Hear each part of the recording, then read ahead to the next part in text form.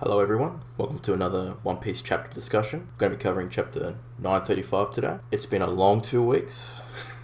As usual, the break is a killer and it's great to be back doing videos again as well. Obviously, we're going to talk about one point at each time, the points that particularly I found interesting about the chapter this week, as usual.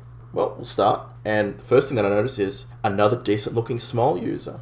I feel like Oda has listened to my prayers and...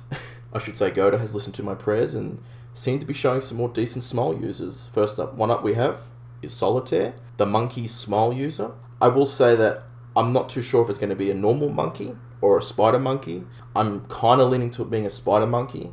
Again, I like the design. I hope she might be able to do something later on down the road, especially when, I guess the prison break, or if there is going to be like a big war that characters like this might get involved in. But again, it's good to see a decent smile user. Obviously, the next big thing is Raizo himself. This chapter, he is now confirmed to be part of the 9 Red Scabbards. That's a good thing. Now we've got 2 members, 7 to go. I also have to comment on how impressive his speed was. So this is giving me hope that ones like Kanjuro, Raizo, and Kinemon are actually quite strong. And I think their designs and their kind of silly, quirky nature has made people view them as probably not that strong or actually on the weak side. But I feel this is kind of hinting that Oda was trying to keep that under wraps, and we're going to actually see their abilities come to the forefront, beg your pardon, and I'm really happy about that. I cannot stress how the samurai at the moment are not looking as impressive as I think myself and others were thinking. We were thinking they're going to be quite powerful, probably one of the strongest races or countries in the One Piece world. It wasn't looking like that, but with this, I have hope. As I said, like some impressive speed feats there for Raizo. Obviously, the next big point that I want to cover is Daifugo, the deputy head jailer. Now, he has a scorpion smile devil fruit. Now, I don't know if anyone remember last week, I kind of gave my thoughts about what Queen's devil fruit would be and how I felt it could be like some sort of prehistoric scorpion, sea scorpion, Enerath type devil fruit. Now, I was kind of discussing this with my good mate Kuma about whether or not this kind of would exclude the possibility of Queen having a scorpion devil fruit. I'm kind of falling in the category, it probably will. I would agree that I don't think Oda would want to double up his devil fruits. This could exclude Queen having, and in fact, actually saw a very good suggestion for what Queen's devil fruit might be, and that it could be the hippo devil fruit. Though it could be like a prehistoric hippo, I'm not exactly sure of one off the top of my head, but that would be a decent devil fruit, especially given the size of Queen. It might be a decent devil fruit. Again, hippos are very impressive animals in the wild, but I feel like this has excluded the possibility of Queen having a scorpion devil fruit. Kind of the next interesting point that I noticed was when Luffy was talking to Old Maid, the elephant smile devil fruit user, the head jailer. He was kind of talking about the fact that this is training for him while he has these handcuffs, and I'm actually glad Oda's done that because this is old school shonen stuff. I'm talking Dragon Ball Z, Kenshiro, Fist of the North Star, a few other very old classic manga series that kind of do this, kind of like your handstand, walk around, it's how you get stronger. So I'm kind of glad that Oda's introducing the fact that Luffy is getting stronger currently, as we speak. Like, his abilities are improving. This is good, but it's still not enough. I talked about this yesterday with other people, and I need to see more training. He needs to get stronger. He needs to improve his arm and haki, his physical strength, even keep improving that observation haki. All these things are so important to be able to take Kaido on, because as we saw, Kaido decimated Luffy in one shot. He has a huge gap to go, and this is good. Like, this is very good on Oda's part. But again, more Oda, more training, more growth for Luffy in this arc. It needs to happen. Next interesting point that I thought was the smile devil fruit user, Babanuku, or Old Maid in the J box, or the J mini box translation. I'm going to go with the Old Maid because that is a lot easier than saying Babanuki.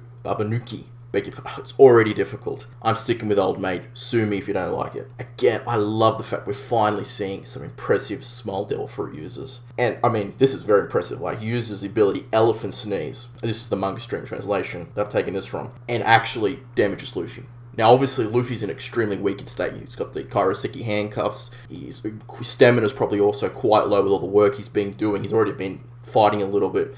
But still, this isn't the fact that a blast like that would harm Luffy in this capacity is fantastic, and it's really giving me hopes that this small user is legitimate, and hopefully there'll be even better ones. Or, what would be better to dish the small fruit abilities and, let's get some normal Zone Devil fruits out there. I'm just saying. Now we come to the meat of the chapter. The chapter's named after Queen. Beast Pirate All-Star, Queen the Plague. What can I say? I love seeing how eccentric this character is. I do think that now we've confirmed that it's not a woman, it's definitely a man this time.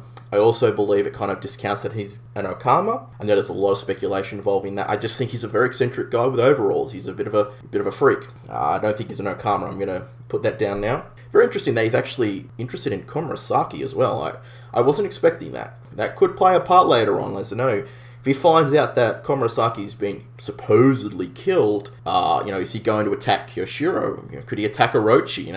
We don't know. I doubt he would attack Orochi due to the fact the alliance he has with Kaido. That could affect Kaido's business dealings. He may not do that, but you never know. You never know when someone's in love. They do some crazy things. But obviously the big deal, the big meat of the Queen reveal, if you would, or learning more about Queen, is the bounty. I love when bounties get revealed. It's one of the greatest things in One Piece, honestly. I'm such a sucker for this. It is bounty number. It's 1,320,000,000 berries, or bellies, however you want to pronounce it. Now, I want to divulge for a second here and talk about King's bounty. Obviously, King will have more. My speculation is that his bounty will be, I would assume, somewhere in the 1.7 to 1.8 billion range. I think it's a very nice number, very comfortable number that I would be happy with. Hopefully, we find that out soon. But this is very impressive. Obviously, the reason why his bounty is higher than Katakuri's is not because he's stronger than Katakuri. I would say Queen loses in a fight to Katakuri. I think it's because they are a much more aggressive pirate group, probably attack civilians or have a more menacing nature than the Queen pirates. The Big Mum pirates, I beg your pardon. That's the reason for why his bounty is higher. I do not think this is a strength indicator at all. I hope no one's taking it as a strength indicator. Obviously, the next issue with the chapter is Zoro has his sword stolen by someone again. No, God! No, God, please, no! No! No! No! Shaking my head, Oda. I'm shaking my head like this. I really want to know what this is leading up to. I'm hoping this might be leading to, Zoro getting kind of upgrades on his swords, but I'm going to say this is going to be played up for gags, is my opinion. I'm not excited about this. As I said, I wanted Zoro to get back with the crew. I wanted this little side mission thing to kind of be over. That's not the case. We're going to have to continue with that. I don't know. Maybe it's someone important has stolen the sword. I can't tell you. I mean, you in the comment section down below, you can leave who you think's stolen the sword. I really think this is played up for gags. I don't think it's going to be a big plot point. But if I'm wrong, I'll be very happy about that. Because, I'm a little cheesed off about this. Okay, we get to the more, I guess, the perverted part of the chapter. I'm sure everyone was excited about this, the bathhouse scene. I will say this, that Shinobu, to me, has been one of those standout characters of the Wano arc, for me personally. She's similar to Otama and Toko-chan. It's just these little side characters that just feel like bring a bit of a smile to your face every time you see them. Shinobu's becoming that for me. She's not such a bad looker either, I'm just saying. Again, we get a few nice scenes of Nami and Robin who, it's a mixed bath, Sanji going invisible is not really necessary now because, it's a mixed bath. Has anyone told Sanji this? But no, anyway, whatever. Get rid of the perverted stuff. We go to the more meat of the discussion that Shinobu, Robin, and Nami were having. And this ties into one of the big points of the chapter that I absolutely loved, was seeing Hyogoro in his prime. This man looks like an absolute beast.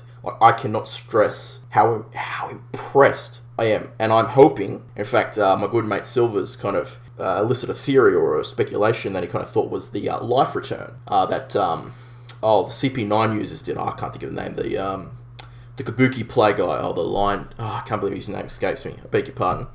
I'll put it up in the video. But, being able to return, even if it's just partial return to his, his former strength would be such an impressive thing. And it talks about, again, this is very interesting information here, is, how he was such a, vaunted figure, his control over the 5 villages, is kind to the masses. This is what Shinobu was saying. To the point where even Lord Odin idolizes this man. Now, this is the manga stream translation is putting as idolized. They might be using another word for the official, but this is huge. Like, this to me, and this is going to be foreshadowing to the fact that Hyogoro is clearly going to become friends with Luffy, as we see later in the chapter, and he's going to kind of, I would assume, amass the nation or the people who believe in the Kozuki clan to rebel against Orochi and Kaido's rule. And I think Hyogoro is going to be the big ticket into that. In fact, Shinobu even says getting 5,000 supporters is impossible. We're not going to do it. Getting 500 was an impressive number. Hyogoro is going to get more than 5,000. I would assume you're going to probably double or triple that number. Obviously, we now get to the last couple of pages, the end point of the chapter. Obviously, the thing is, again, with Hyogoro, as I mentioned before, seeing him wishing to sacrifice himself for Luffy, I think just confirms that, Hyogoro is going to be a really big deal in this arc. Luffy, obviously he's not dying here. Luffy will save him, or Kid will cause a disruption, allow Luffy to escape. Raizo might do something. But this guy is going to be clearly so important, and he really has grown on me. It's not just his design. I really do like his personality. It does seem like a very selfless person, even though he was a former Yakuza boss. I really do like this character, and I really do look forward to it. I would assume that, we're going to get the Odin flashback, we're going to see Hyogoro, we're going to see some of the other samurai in their primes, Ashura Doji, ones like this. I'm really looking forward to that. Obviously, the big reveal, and this, I'm glad this was finally taken care of. This was, ever since we saw that cell with who's in the cell, the theories have been crazy. The speculation's been out of this world. Finally, we're done with it. We can be done with the silly theories. I'm telling you, sorry to divulge here, but some of the theories that I was seeing was it was Shiki, lurking legend, the body of Ace. Some of the theories were absolutely crazy, but we finally have confirmation who it is. It's Kawamatsu, one I would assume a former Nine Red Scabbard individual, part of the group that supported Odin. It's great to see. I don't know what he looks like, but it's great to see that's confirmed. And, I cannot wait to see what this guy's design. It's going to be a goofy design. I'm telling you, expect a goofy design. If Oda gives us a legendary design, praise Oda. I'm expecting goofy. I'm just low expectations, folks. It's the way to go. That's it. I would give this chapter a 7 out of 10. It's a good information chapter, and I enjoyed it. Again, hopefully next week, we keep moving, get some more plot progression. It felt like we slowed down a little bit. This chapter sometimes felt a bit disjointed. I'm hoping that next week really picks up the pace. So, leave your thoughts and comments down below. My chapter question for this week: what do you think about Kawamatsu's design? Do you think it's going to be a legendary kind of shocking design, goofy design, or one of those really cool, like Hyogoro, really cool design? Let me know down below, and I'll see you next week. Adios.